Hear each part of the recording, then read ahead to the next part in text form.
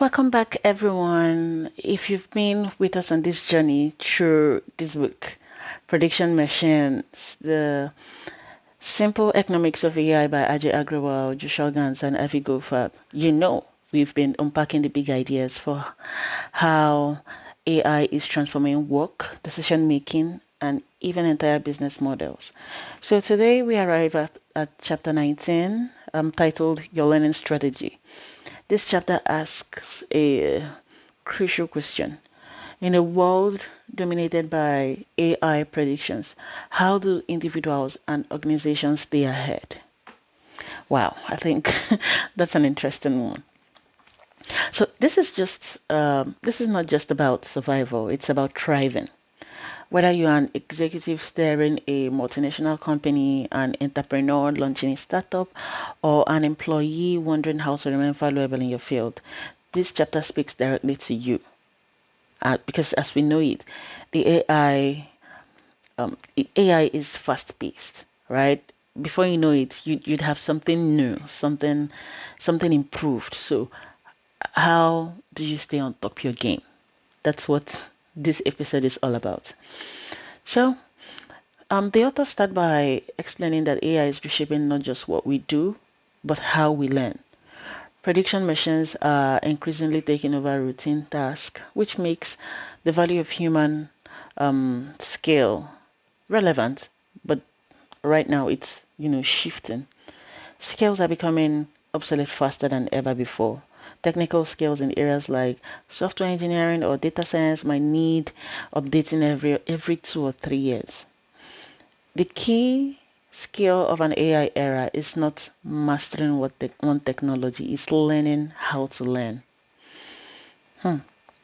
You consider a graphics designer who used to rely on manual tools but now needs to adapt to AI powered design platforms like Adobe Sensei.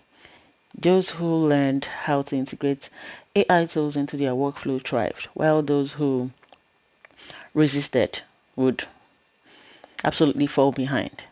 So, this chapter draws a distinction between individual learning strategies and organizational learning strategies. For individuals, the emphasis is on upskilling and reskilling. It's no longer sufficient to rely on formal education alone. Lifelong learning must become a core habit. But for organizations, companies must foster a learning culture. This includes providing access to online courses, AI training programs, and mentorship opportunities. For example, Microsoft. It's an organization that deeply invested in AI training for its workforce, integrating tools like Azure AI across their operations while reskilling employees to handle new AI related tasks. Here's an exciting point though. AI itself can assist in learning. Yeah, prediction machines can personalize training programs, recommend resources, and provide real time feedback. Tools like Duolingo or LinkedIn Learning use AI to personalize course recommendation based on the learner's strengths and weaknesses. Also, AI can analyze learners' performance and suggest adjustments in real time. Imagine a sales professional using an AI training tool. The AI might detect that they struggle with objection handling and automatically recommend models or real-time coaching that improve that skill. So, also, the chapter addresses common barriers to effective learning in the AI age. For example, many people resist learning new tools out of fear or skepticism, that it will go obsolete. Also, not everybody has equal access to AI tools or training resources. Continuous learning can feel overwhelming without clear goals or incentives. So, the author suggests that leaders must address their barriers head on, creating environments that where continuous learning feels rewarding and achievable. So, in an AI driven world, adaptability is more important than expertise. That's what we are saying. But individuals and organizations must commit to lifelong learning strategies. AI itself can act as a learning assistant, personalizing education and offering real time feedback. Overcoming cultural and structural barriers to learning is the key to success. So I like that this chapter makes a strong case for why learning must evolve in the AI era. The distinction between individual and organizational learning strategies is incredibly helpful, offering actionable advice to both for both contexts.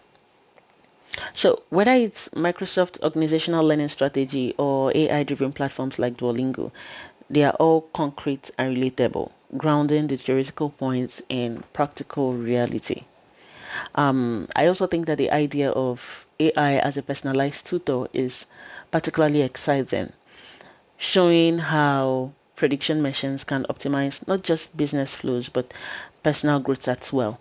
Personally, what I do personally myself, if I'm interested in learning something, I can get maybe ChatGPT create a curriculum for me, right?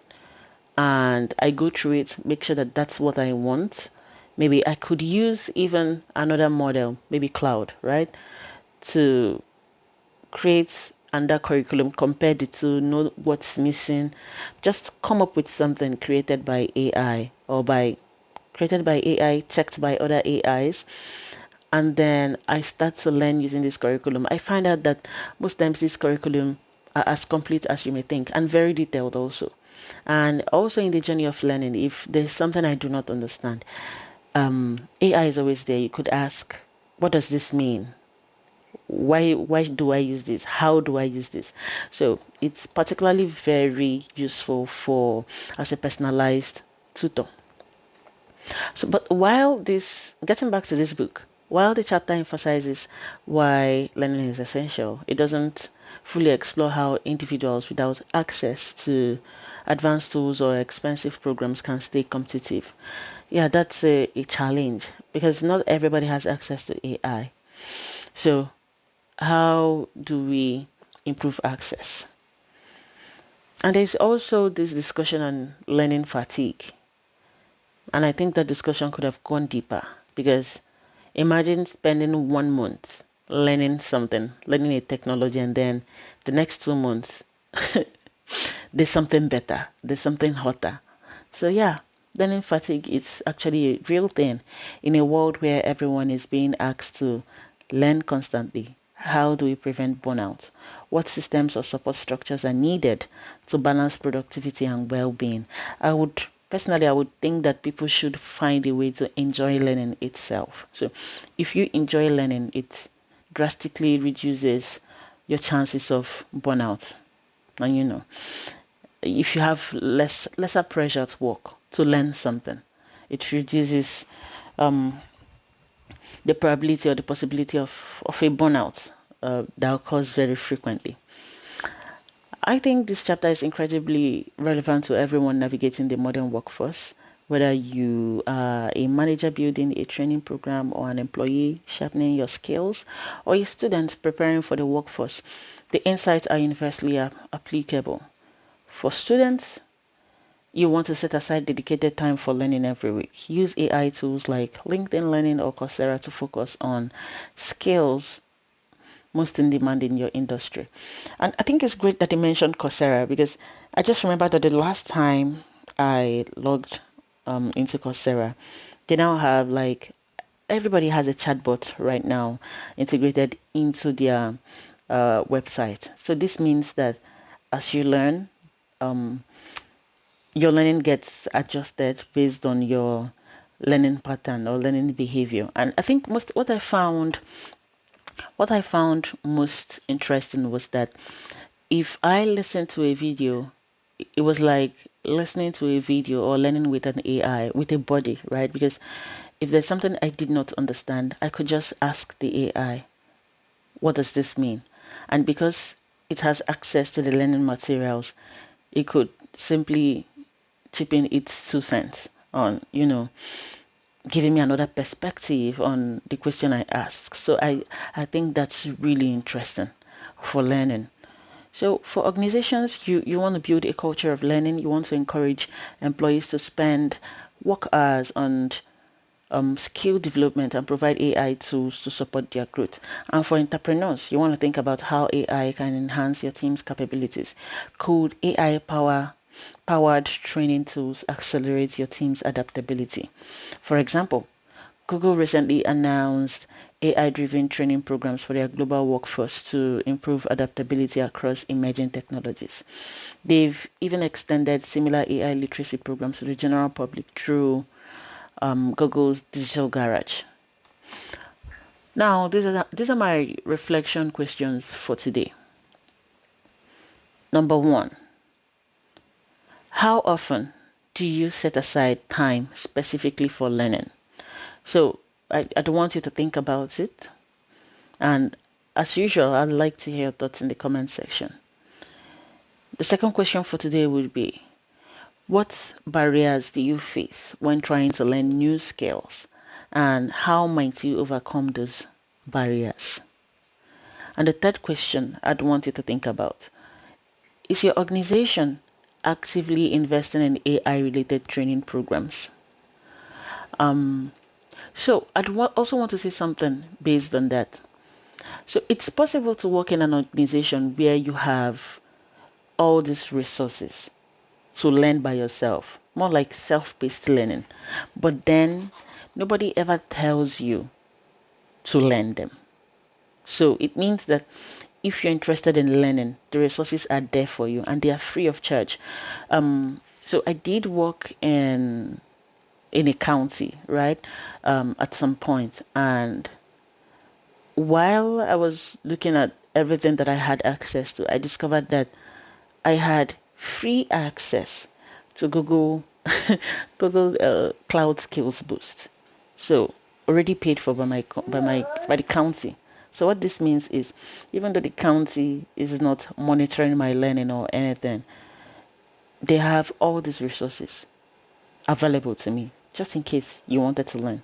So it's possible too that your company already invested in something, even though they aren't talking about it actively. So it's just for your own reflection. Maybe you can look out more for these kinds of resources. So we want to end here for this episode. If you did like this episode, please remember to subscribe to this channel. And until next time, stay curious, stay adaptable, and keep exploring the incredible intersection of technology and growth. I will see you on the next chapter where we talk about the future of prediction.